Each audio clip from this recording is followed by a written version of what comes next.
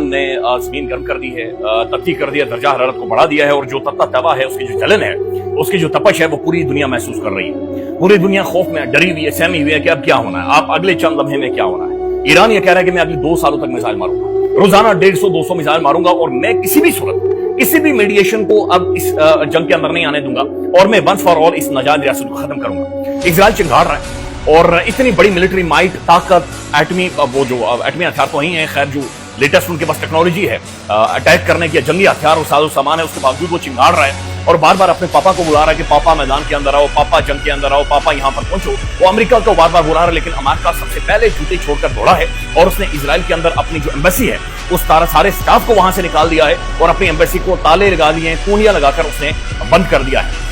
دوسری طرف جو ویسٹ ہے اسے بھی بار بار بلا رہا ہے، اور اسرائیل یہ کہہ رہا ہے کہ نیٹو بھی اس کے اندر شامل ہو، اور پھر تڑیاں لگانے کے بعد جو اسرائیل کی تمام تر لیڈرشپ ہے بنکروں میں چلی جاتی ہے، زمین کے نیچے بے شرموں چوہوں کی طرح وہاں پر جا کر بلوں کے اندر گھس جاتی ہے۔ گزشتہ رات کو جو کچھ ایران نے کیا ہے، ایران ان کی زیر زمین بنکروں کے اندر جا کر پہنچا ہے۔ جو ویژولز آ رہے ہیں، بی بی سی رپورٹ کر رہا ہے، بین الاقوامی انڈیپینڈنٹ میڈیا رپورٹ کر رہا ہے، یہ خوفناک اس لیے ہے کہ باقاعدہ سے اب جو ایران میزائلز کا استعمال کر رہا ہے یا میزائل مار رہا ہے، وہ نیچے تک ڈیمیج کر رہے ہیں، یعنی اندر تک جا کر ڈیمیج کر رہے ہیں۔ یہاں پر 2-3 چیزیں جو بڑی امپورٹنٹ ہیں، اس کے بعد میں آپ کے سامنے 6 گھنٹوں کی صورتحال ایگزیکٹ جو ہوئی ہے اور جو کچھ ایران کہہ رہا ہے وہ آپ کے سامنے رکھ دیتے ہیں۔ اور جو سب سے خطرناک ترین بات ہے کہ ایران این پی ٹی سے اس نے کہہ دیا کیٹیگوریکلی کہ ہم ایک بل تیار کر رہے ہیں اور این پی ٹی سے ہم باہر آ رہے ہیں۔